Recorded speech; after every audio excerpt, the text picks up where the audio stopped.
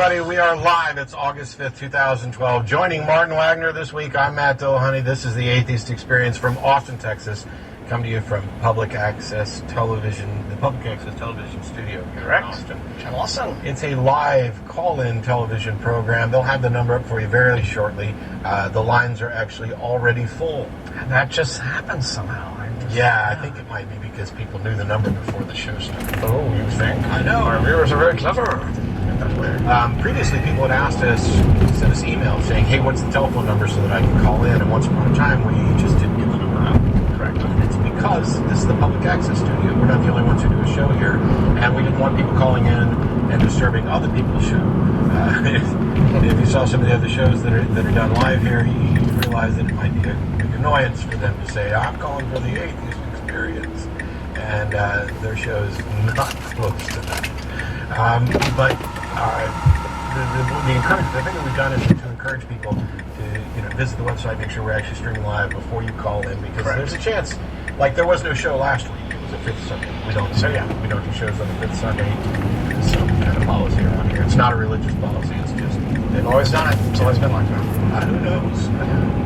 So did you have anything in particular you wanted to address quickly, or are we going straight to... You know what I was going to do? I'm going to have to do this next time I'm on. But a really good friend of mine, she left me, when she moved out of state, some textbooks that she had when she was a child.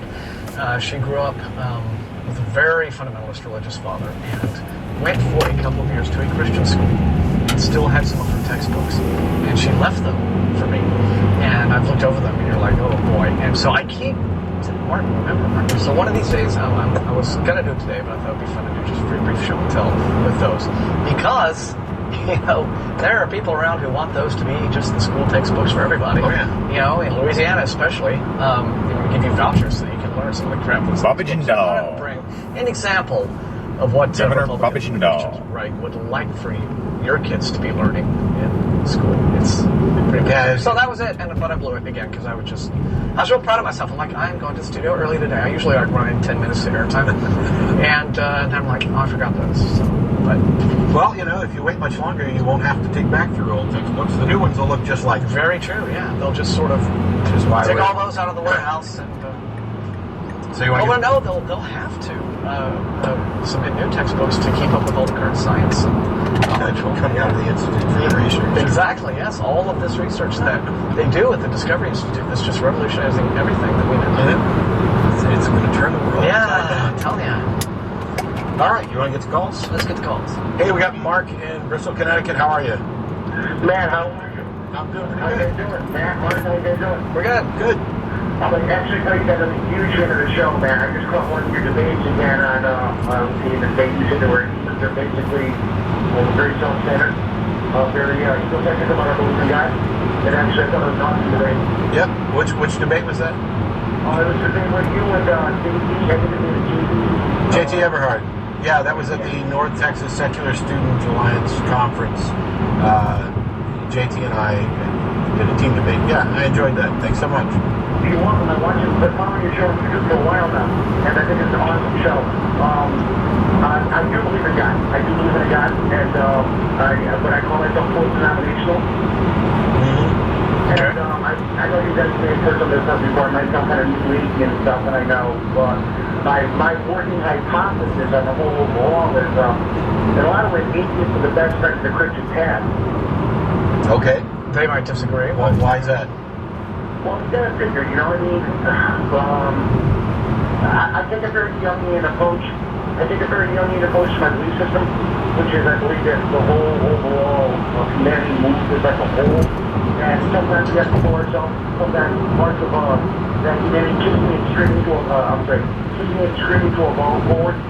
So what you're really making these Christians do is define what they call God, and in a lot of ways you're pointing out the glaring flaws in their belief system, like a lot of ways, Matt, you're right, Old Testament is exceedingly immoral in a lot of things.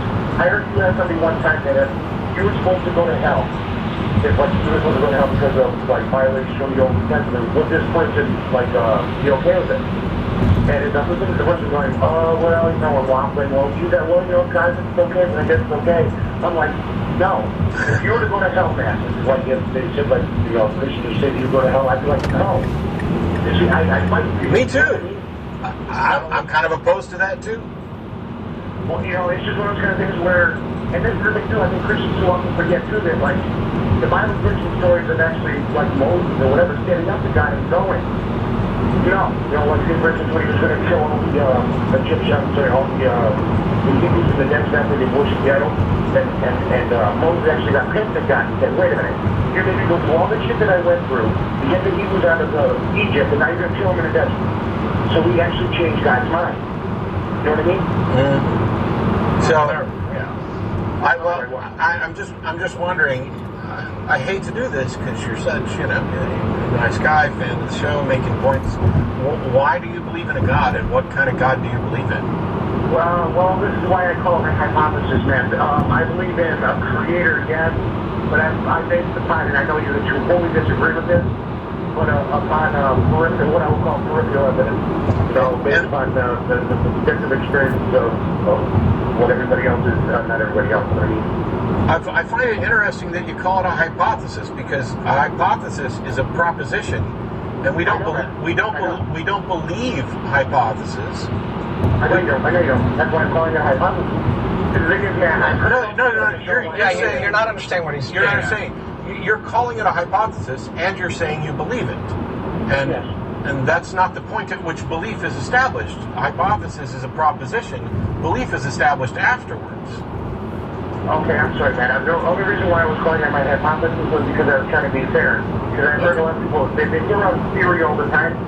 And theory, and the problem with people's idea of what they think theory is accepted truth, when a lot of the times, I mean, like the theory of evolution, the Big Bang Theory, that is scientifically proven to be true. You know? Sure. I don't object to you saying that you have a God hypothesis. There are tons of God hypotheses. Right. My objection is to saying that it's a hypothesis and you believe it because... I don't mean to sound so contradictory, man. I'm not. My theory is what I believe in God, but like I said, I base it upon, as I said, it's peripheral. It's from, you know, what I've studied, what I've read, what my personal experiences are. It's not like, you know, like you said, it's not like this supreme being you come down and dig me in the forehead that, you know, you are aware now. It's also all too, man. You know, like you said, you talked about some basic things with the atheist experience where, you know, part of it is it sounds to me, Mark, like you, just based on what you're describing, it's like you have had experiences, things you've read, things you've observed, whatever. But it seems to me, just based on what you're describing, if I were in your shoes, the best that I would be able to say would not be that I do believe in a God, but and then give whatever justifications for that. All I would be able to say would be like, okay, I can see that there are some scenarios in which a God might be plausible as an explanation, but I would not be at that point ready to yet say, and that's what I believe. I would only be able to say, yeah, you see what I'm saying?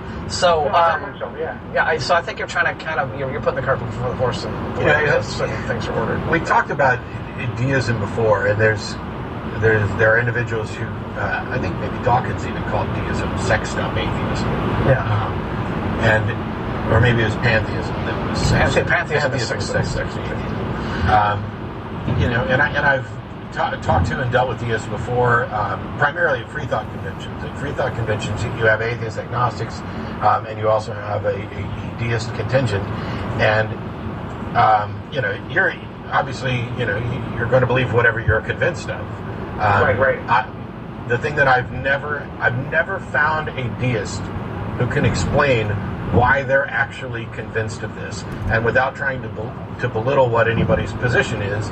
In every single time that I've had these conversations with the deist, it's either come to find out that they don't actually believe, or that they're so enamored of an idea of God that they're not willing to let that last bastion of it go, because most of them would believe in a creative God, a creator God who doesn't interact with reality in any way. I don't know if that's the kind. No, actually, this is the thing. You know, to add a little caveat, Matt.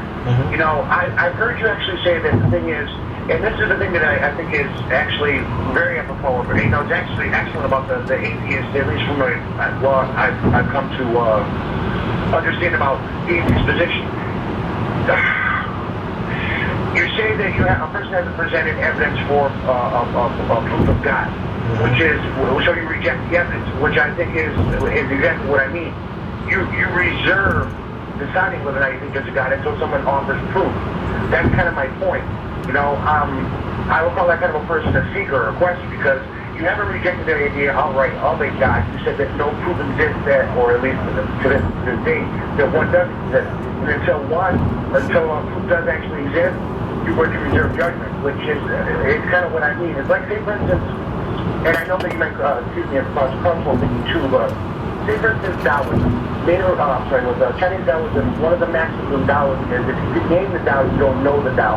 Which means that... Which is a deepity. I mean, let's be honest here. Let's be honest. That's a deepity. That's what Dan Dennett would call a deepity. To the extent that it's true, it's trivial, and to the extent that it's meaningful, or I've got it backwards. To the extent that it is significant in its meaning, it's not true. And to the extent that it's true, it's trivial. Oh, it's sophistry. I mean, what does that mean? If you to claim that you know the Tao, you don't know the Tao.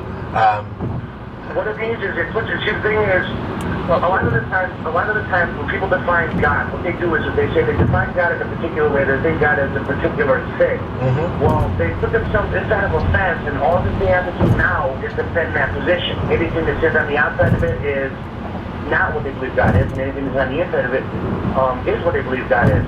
My point is, that's like a very, it's like a deadening concept. It takes the very dynamic learning, movement, evolutionary concept out of it. For Taoists, the idea of saying that if you can name the Tao, you don't know the Tao, it's putting a student or the person who's actually trying to learn in a perpetual state of pushing themselves to try and understand what they want to define. This is why I say the atheists are the best friends Christians have. Yeah, and let's get back to that, just so that we're not because we're starting to kind of, this is dragging on a bit. Yeah, I mean, I was just getting back to the original point that the question is presented to our screeners, which is that to the extent that we are helping Christians understand and think about their beliefs, and perhaps in a way that they've never had to do before. Yeah. I'm great with that. I think that's awesome. Now, and it is their choice whether or not they think about their beliefs and decide to retain their beliefs or question them. But at least they are no longer believing unquestioningly, which is what religion wants them to do. So if that's a service we're providing Christians, I'm really cool with it. I think that's great. It's really straight, but not just Christian, but on this subject of the idea of believing something that's not defined. That is a complete absurdity. I don't know how anybody could claim to believe something that they don't understand, comprehend, and haven't labeled in some way. To me, it sounds entirely dishonest. It's like the people who want to claim that they're a Christian and a skeptic, or a religious person and a skeptic, and you can be both. You can be both of these, but you can't be truly skeptical about your religious claims and maintain them. I'm not trying to be dishonest. No, you're talking in general. I'm talking in the general sense. You can't do that and actually maintain those religious beliefs, because if you could, then you could make a demonstration of their truth, which is what skepticism demands. And some of them are dishonestly saying, well, my beliefs don't make any testable claims, and therefore skepticism has nothing to say about my beliefs. And that's false. What skepticism would say about claims that are untestable is that by virtue of being untestable, you cannot possibly have sufficient evidence to justify belief, and therefore you should not. I want you children to realize you guys go over a lot of these different things. I'm not pushing anything on anyone. It's my own individual belief. I mean, I understand you're not pushing. You guys say that if a person believes in a God, that's okay, as long as they're not pushing it on anyone else. No, it's not. No, it's not. Sorry. I understand that you're not pushing. I applaud you all day long for not pushing your beliefs. But to say that if somebody believes something, it's okay just if they're not pushing it on to other people is false. It matters whether or not their belief is actually true, because every false belief that you put into your head means that you are on a road to